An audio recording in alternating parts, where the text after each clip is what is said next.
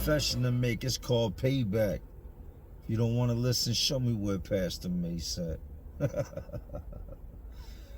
Man, you already know what it is. Jay Williams, Let's Live Life, and we're back. The new guy, Fresh Fish. And we got Fresh Fish on the line. First day in. I've seen dudes come in on that same day and let it be known who they are real quick. Seen dudes coming and making announcements. See the pods all rowdy. Everybody making noise. Oh, they turned up in here. Let me go ahead and let them know who I am. Seen dudes come in scared. Big scared. And it wouldn't take long that same man be in the back. Fist to cuffs, getting it in. Letting people know you're not going to walk all over me. Today we're going to do some of the first-timer stories. Guys I seen come in, transform over time. I want to speak on one of my homeboys from around this way, RJ.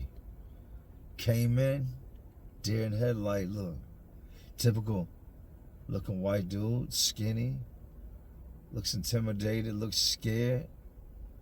They're going to eat him up. Little do we know that boy could thump. People got a big misconception when it comes to the first day. And then again, some people are getting it absolutely right in what they think. You think that when you come in, everybody's whistling, everybody's pointing. Yeah, some places. I've seen that happen. You think that when you come in, everybody's going to approach you and you got to go here, you got to go there. Yeah, in some places, that's going to happen.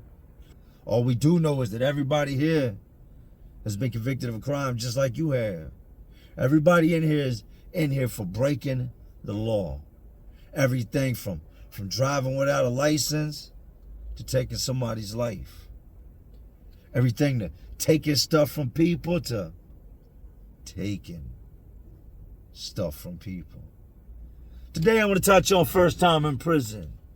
The new guys, what you can expect, what you better do, what I've seen done.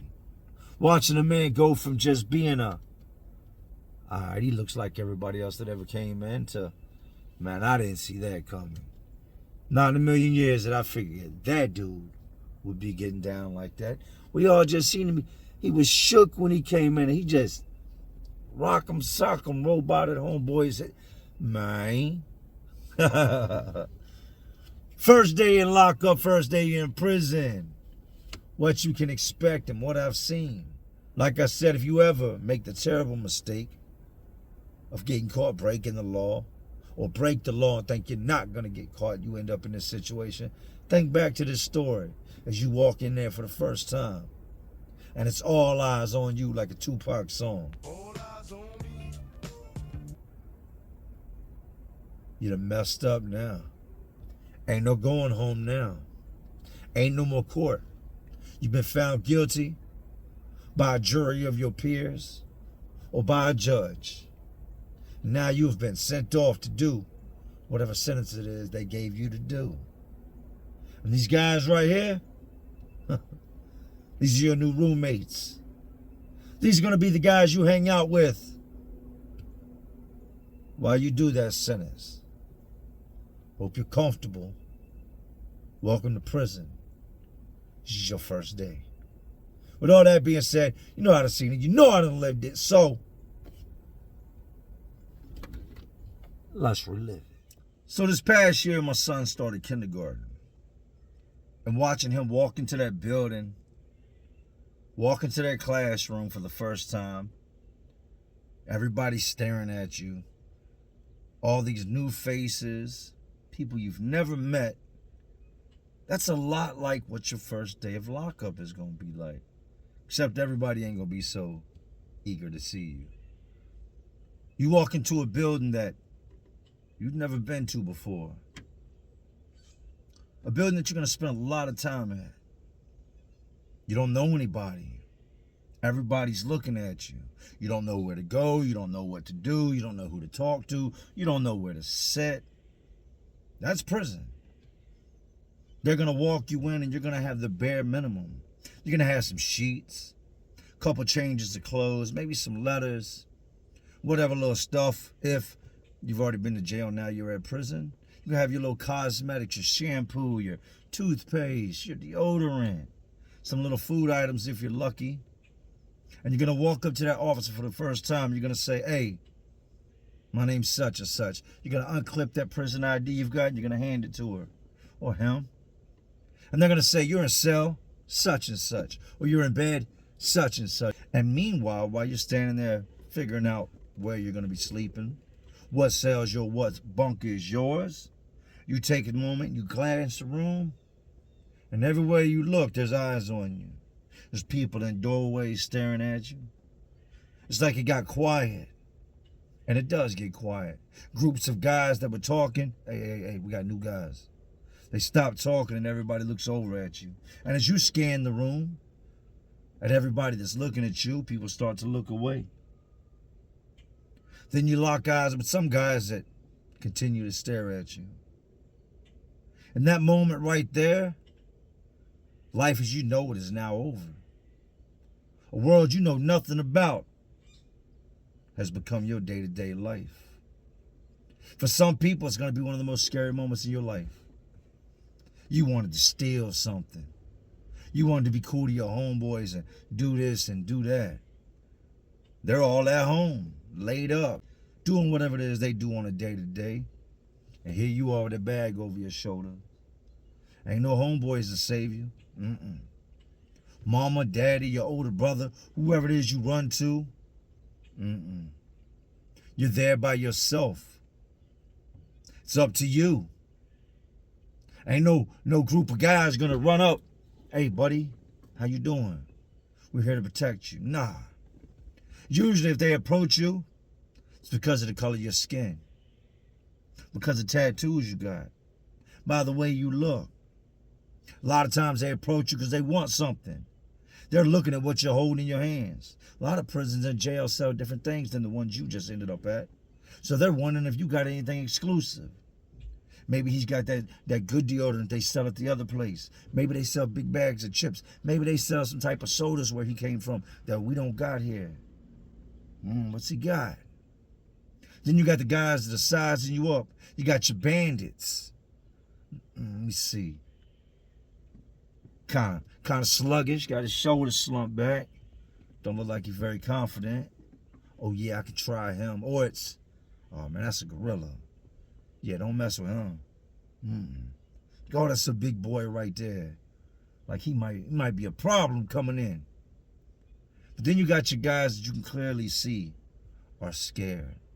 A lot of the older guys, like really, really old guys that have never been in trouble before, would put off that. I've seen guys come in at 70, 80 years old that have went their entire life without getting in trouble. No trouble to date. And then late in life, something happens and they get locked up. Age is not going to save you. And I mean that if you're 13 and I mean that if you're 83. Age is not going to save you. You're going to take that trip. And them older guys will come in knowing nothing about the world that they've just entered, knowing nothing about the streets. It's a lingo you don't understand.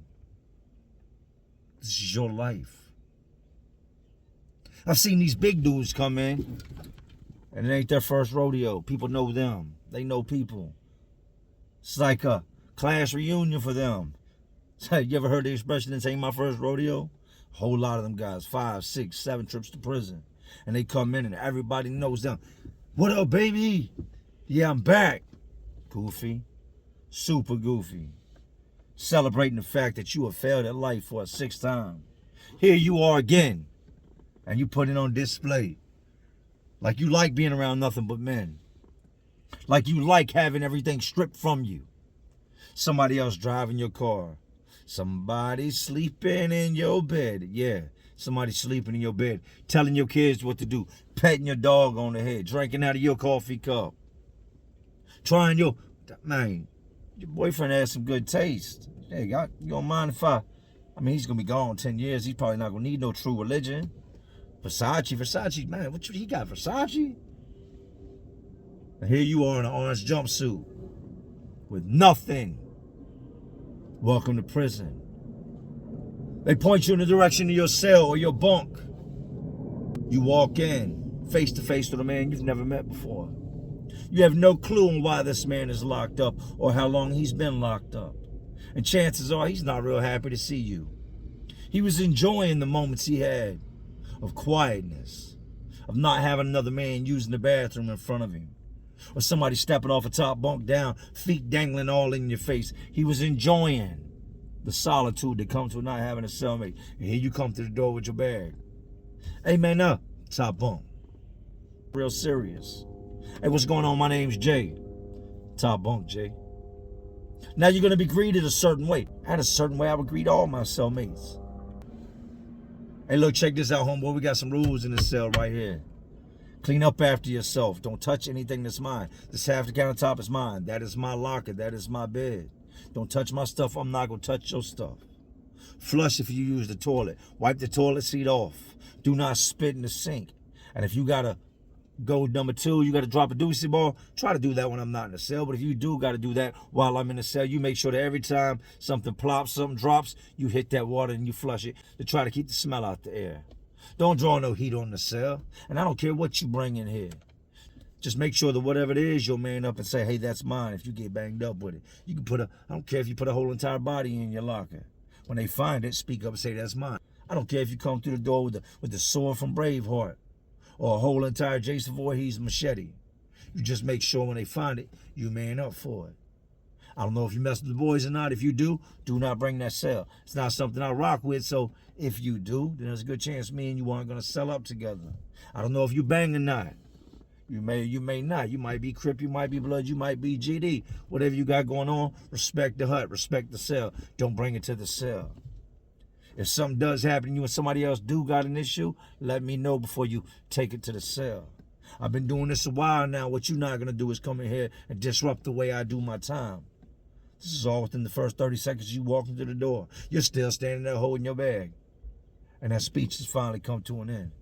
All right, well, look, I'm going to step out the way and let you get situated. Like I said, my name's Jay. If I can help you, you need anything, let me know. I'll be out here. All right, bro, get yourself checked in. I peel out, and there you are. As that door closes. Home sweet home. Take a look around. Go feel that green mat. It's about this thick. Sometimes you get them in a stuffing and it's done slid and it's got a lump in the middle. So now your back's all messed up. Sometimes the mat's been torn apart. People have hid stuff in it. They've pulled stuffing out of it to make room for whatever it is they're hiding. So now the mat's this thin. Sometimes you might not even have a mat. And you got to go find it. Somebody's came in there and took that mat. Can't go to them guards. Right out the gate, you at the guard. You're going to have the guard in here shaking down looking for that second mat. So you got to go find your mat. Cell to cell. Hey, man, you ain't got to... Hey, get away from my door, man. Damn, all right. Hey, y'all ain't got an extra mat in here. Y'all ain't see what extra mat? We ain't got no extra mat. It's your mission to go recover your mattress. You just got here. And you're already in a situation where you got to approach all these different people you don't know, inquiring about something that DOC is supposed to give to you, that somebody else has decided they wanted that king-size mattress for the day or for the night or for the week or however long it is before you show up. And now guys aren't going to want to come up off that mat. So there's a very good chance you are going to go see that guard. Hey, I need a mat. Nah, there's 43 mats in there. You need to go find your mat. Mat ain't in here. They said the officer take it. Ain't nobody told me the officer took no mat. Man, they saying the officer took the mat and took it next door. That's your best bet. Make a lie up. Yeah, they said the officer needed the mat, so he took it over to the other pod. A lot of times that'll work. A lot of times it ain't going to work. Nah. Somebody in here got an extra mat. We coming in and shake down. We're going to find that mat. We're going to find your mat. Don't worry about it. Now they're going cell to cell, tearing cells up. Who got the extra mat? Come up off the extra mat. We don't get that mat. We come in here, we're going to tear this pod up. Come back in 5 minutes. If the mat ain't out here in the middle of the pod, y'all know what we're doing. We come in here, we're going cell to cell until we find it, and you're going to get a charge. Eventually, somebody's going to drag a mat out. And it's going to be the most raggedy, uncomfortable mattress you could ever imagine. Make sure you get a good night's sleep. You get settled in, you come and you stand in your doorway or you walk out in the pod. You some coffee, make you some Kool-Aid, whatever it is you want to drink real quick. Maybe grab you a cup of ice. Maybe go to the phone, let your people know. Usually that's what guys that got loved ones do. They'll go to that phone. Here comes your second situation, the phone. Most places have a pecking order when it comes to the phone. There is a line. Most places have phones designated for the gangs. So there you go. You go over there, you pick the phone up, and you start dialing. Somebody walks beside you, you go, whoa, whoa, whoa. Nah, homeboy. That's the blood phone. You can't use that. I need to call my grandma. Don't nobody care about you calling your grandma. I just told you that's a blood phone. You blood? You're not blood. Hang that phone up. You pick up the next phone. Hey, homeboy. It's the GD phone. Is there a is there a phone in here I can use? That's what you need to find out. All right, where's the everyday everybody phone? And you look over and there's 40 people online for that phone. Now you need to get on the phone. So you go to somebody, hey, who's got after you on the phone? You don't ever ask who's last, because people could have put people all in the mix. That allows them to play games. So you go to the first dude, who's got after you? He's going to tell you, and that guy, you go to him, who's got after you? He's going to tell you. And you're going to go all the way down the line so that you know everybody that's after everybody. Until you find the last person, you go, hey, let me get after you. That way nobody else can slide their homeboy in. And then if somebody does decide they want to play dirty, and hey, I'm going to let my homeboy go after me. Now you've got the option of, man, he just jumped in front of me. It's another 20 minutes I got to wait. You can either go, hey, homeboy, hey, no. I got next on the phone. You just jumped in the line. Or you could just stand back there like a simp, let him do what he does. And, man, I ain't looking for no trouble. I'm just going to fly below the radar. Who cares if he got the phone? I'll just wait another 20 minutes. That right there is going to set the pace. You just got to try it. But step up and let them know, hey. I just got here. I need to use that phone, man. And I just kind of noticed that you just came out of nowhere and jumped in front of me. Let me get my 20 minutes and you can get after me. Now, dude's either going to respect it or he's going to check it. Check it meaning he's going to have something to say. Nah, you don't got next. I got next. And when I'm done with the phone, you can get it. You have just gotten here, and these are already the things you're facing. Now, one of the biggest things you're going to want to do is you're going to want to get outside to wreck, especially if you're coming from jail. Oh, Lord. If you're coming from jail, you ain't seen outside. You ain't seen sunshine. You ain't touched grass. You ain't had fresh air. And a lot of times, it could be a year and a half, 2 years, upwards of 5 years. I've seen guys sit in the county upwards of 5 years waiting to go to prison. And they call that wreck call. Now you're in a whole nother world from the world you just walked into. You step out on the wreck yard and what do you see? You see men that have been locked up for a very long time, whose bodies have grown muscles in places you didn't think possible, walking around with shirts off. You see heavily tattooed men, entire faces tattooed. Some of the most outlandish tattoos you could ever see. I need to do a story on craziest tattoos I've seen, because I've seen some guys with some crazy tattoos. I'm talking about back pieces dedicated to their victims. Entire backs tattooed that tell a story. But you get out there on that rec yard and you look around and you see all the wheelings and dealings. You see the guys that like to get down, that like to indulge in illegal activities. You see them, you look around and they're ducked off in the corner, meeting up with that plug, copping. It's like you're back on the streets. You see the weapons. You see the boys running around acting like girls. It's like you're on the block again.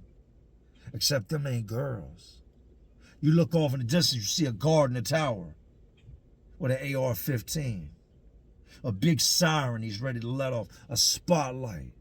You see a DOC vehicle drive by you outside the fence, and that vehicle drives around that prison 24 hours a day to make sure nobody like you is going to get any bright idea and tunnel up underneath the fence like Bugs Bunny or try to climb up over top of all that razor wire. That's something I suggest you don't try to do, because if you do make it over that razor wire, you're going to get real cut up. And that guard in that tower is going to make sure that once she's done with you or he's done with you and that AR-15 is done with you, if you do live, you'll think twice before you touch that fence again. I've been at places where it says, caution, fence is electrified, do not touch. So you walk up and touch that fence and it'll fry you. Some places where there's signs, 10 feet away from fence at all times, do not touch the fence. You ain't paid attention to the sign, and this fence ain't electric. And you walk over there and you lean on it, and you hear that guard in that tower come over that bullhorn. Offender, get off the fence. Warning number 1. Don't play with the fence. I watched a guy many years ago take off running one day, right? Remember how Forrest Gump said one day I just started running? That was this dude. Out of nowhere, this dude just started running. Might have been months, about 2 months, I believe. This dude would just run. He would come out the rec period and he would run for 2 hours straight. He would just run. It's the middle of summer. Heat index is crazy. And this dude is running and dripping and losing weight. But he's getting his wind up. What is he doing? He's running. Just running mile after mile after mile every single day. And then I seen him take off running one day, hit the fence and start climbing. And there's a guard in between those two layers of fences that has a 12-gauge shotgun. Some of these are non-lethal, and I think it's when you get to the third round, it's a lethal round. So you got 2 non-lethals and then lethal. And this guy starts climbing, and the guard tells him, "Get off the fence." And he continues to climb. I don't know what was wrong with him. I don't know if he just snapped or he just said, "I'm going to get fast enough that I can get up over that fence and over that fence and hit that field, and my endurance, my stamina is going to get me up out of here. I'm leaving." But he kept climbing, and the guard cocked that shotgun. Second warning, get off the fence.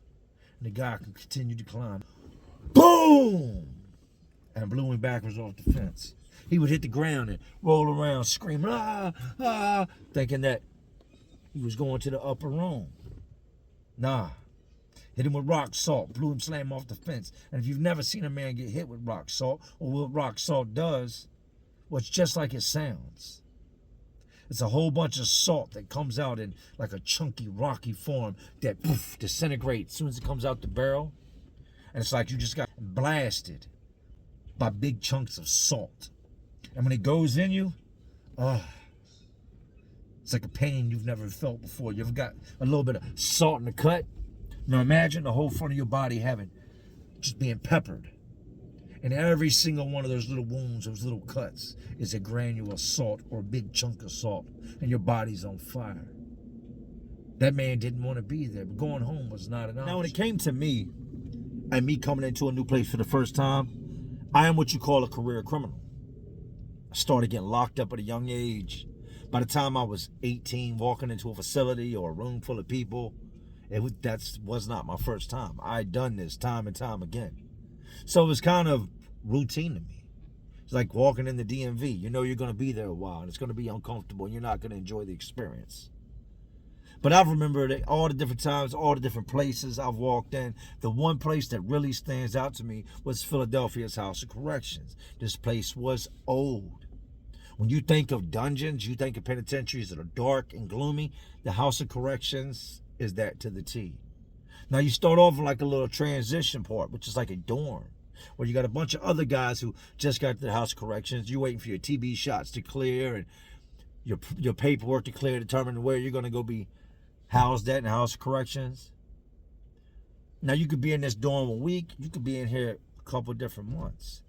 That's where it really went down, was in that dorm. That was one of the first times I had somebody try me for my shoes. Remember the Jumpmans, the Carmelos, the light blues, the baby blues? I had those on one of my trips. And I came in and dude said, "Yo, what size shoes are those?" I'd heard this done to people before. I'd never had it done to me before. And I gave the appropriate response. "They're your size." They're your size, meaning, come get them. And dude, "Oh, we got one. He trained to go." "Oh, he said they're your size." "Yeah, they're your size." Straight face. "You gonna take my shoes?" I look down at his feet. He's got some Bobos on. "You got locked up in those. I wouldn't wear those on my worst day. Even on my worst day, I stayed fresh, but your feet are busted. What size are my shoes?" Ironically enough, my shoes were probably 4 times smaller than his. But if he could get a hold of them, he could sell them.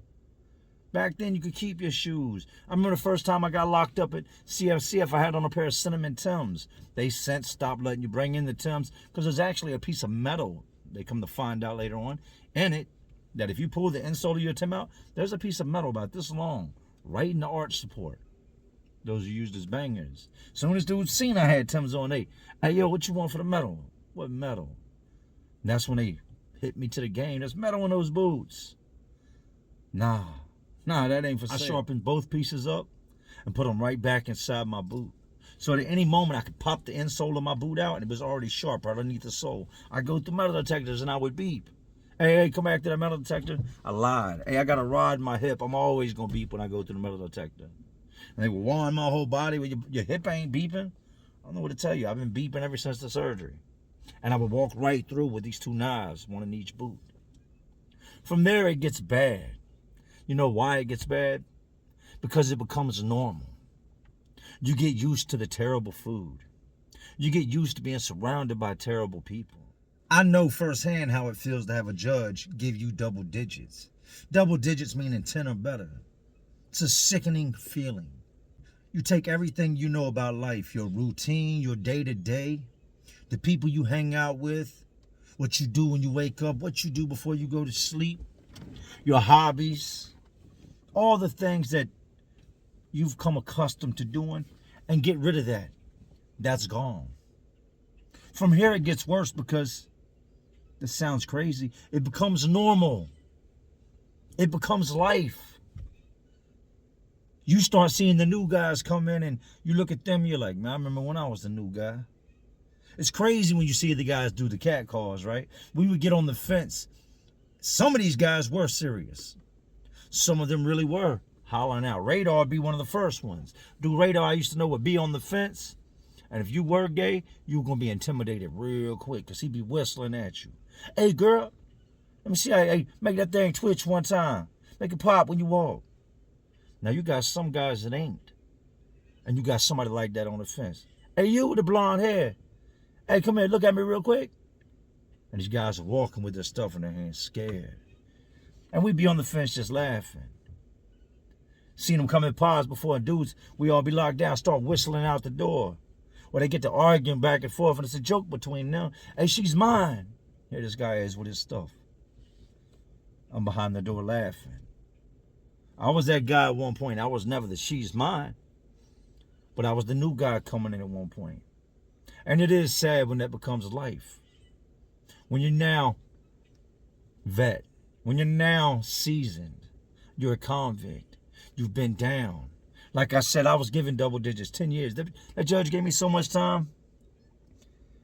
After he started talking, the first thing I heard was 20. On the charge of robbery, I give you 20 years. Everything after that sounded like peanuts, like Charlie Brown's parents. And anybody that's ever been sentenced, chime in, let them know. Because from what I'm hearing, I'm not the only one that experienced that. Everything after he said 20 just went wah, wah, wah, wah, wah, wah, wah, wah, wah, wah, wah, wah. I didn't hear anything else except numbers. 20, 20, 10, 10, 20. I'm hearing these numbers and I'm not knowing what's going on. I go in the back of the jail after I've been sentenced. And it's like I just woke up from being knocked out. I'm in a daze. I can't count that. What did he just... I'm never going home again. Then my lawyer would come in the back and, hey, calm down. What you mean calm down, man? I just heard 20, 20, 20. Like, am I never getting out? No, you didn't listen. He gave you 40 years. He suspended 30 with indefinite probation. Do 10 years and you'll be out. I love how they say that. Do 10 and you'll be out, like it's no big deal. I'd head off to prison and I knew it was over with. I accepted it. When I came back to the jail after I got my time, a couple other guys got their time that day. When you get your time, that means you've been sentenced. And I was one of the ones that got the most amount of time that had to take that bus ride back. And guys were quiet. Sitting around me, they were quiet. This guy got 6 months. This guy got time served. He's going home. This guy got 2 years. And here I sit with 10 years. I took it on the chin. I said goodbye to the world that I knew right then and right there. I knew that's what I had to do. I was in a relationship. I got on the phone and I said, this is over. I'm going to ride with you. She has since passed. I talked about that. She died a few months back from an overdose. But I called her and I said, this is over with. I can't do this time. Worried about what you're out there doing. And it's not fair to you. You didn't commit this crime. You shouldn't have to do 10 years. And if you're agreeing to ride with me, then you just signed up to do a decade. Because for the next decade, if you're going to be faithful, you're going to be loyal, you're going to be all that, you're going to sleep by yourself. And in a sense, you're doing the time as well. And I can't allow that. I went straight into bid mode. The next video I want to do for y'all in this series, becoming a convict. Because after everything that I just talked about you going through, you change. You really do change. You have to change. If you were to wake up tomorrow and you're in the middle of the woods and you were sitting in the middle of a wolf pack, 10, 20, 30 wolves, and they allowed you to live, you're going to have to start moving like a wolf. They're going to expect you to conduct yourself like they do. You're going to pick up their mannerisms. You're going to pick up their traits, their characteristics. You're going to start to act like them. And when you have a decade to do in prison, that's exactly what you do. You adapt. You become your environment. You do what you have to do to survive. I've done things I'm not proud of. I've hurt other people. I've been hurt. I don't have to lie to kick it. I've told you all that.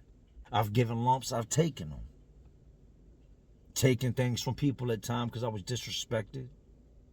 Robbed people at times because I felt like they disrespected me. Or they made a scene in front of everybody and tried to carry me.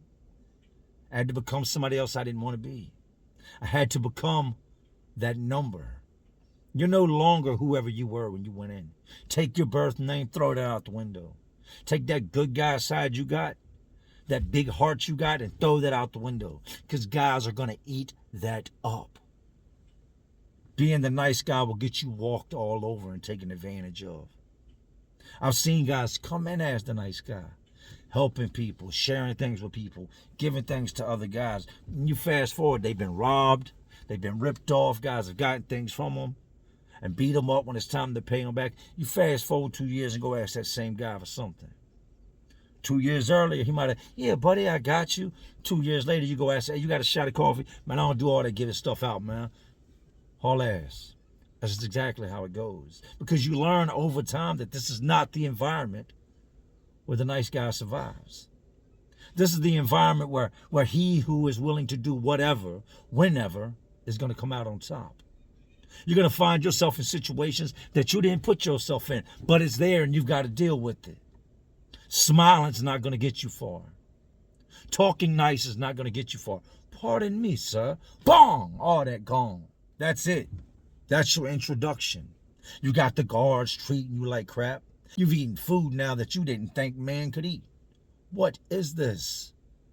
You have not seen bad food till you've seen food prison. I know somebody's going to say, well, if you don't like the food, then don't eat it. If you ain't been to prison and you got something negative to say, then don't watch. Because the bottom line is people do make mistakes. People do have lapses in judgments. There's a lot of people watching this right now that have committed crimes that just did not get caught. I told you I had a guard tell me, I've committed crimes. I've done plenty of dirt. Only difference between me and you is I didn't get caught. So I'm standing here in this uniform and not that jumpsuit. Not to say everybody's committed a crime. But there are so many laws now. You've probably broken laws you don't even know exist. Don't pass judgment on me because I've been locked up. I do that enough to myself. I made mistakes that will follow me until the day that I die.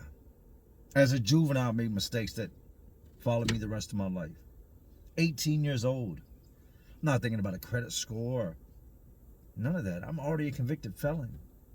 Not even old enough to buy alcohol yet, and I've already lost all my rights. Young and dumb.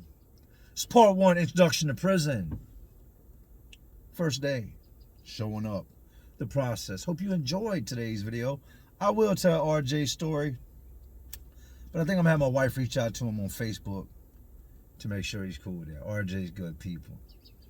Next, we're going to get into surviving prison, day-to-day life, day-to-day routines, the process, what you're going to want to do, finding friends, trying to fit in, turning a bad situation into everyday life. As you can tell, I've gotten a lot dirtier throughout this video. Been making my moves. I'll film a scene, boom, they'll cut in the room, I'll go in and roll it, come back out here, film another scene, they'll cut in the room, I'll go in and roll it, and I just got dirty. Just finished washing my hands, and I'm done for the day. I'm headed home.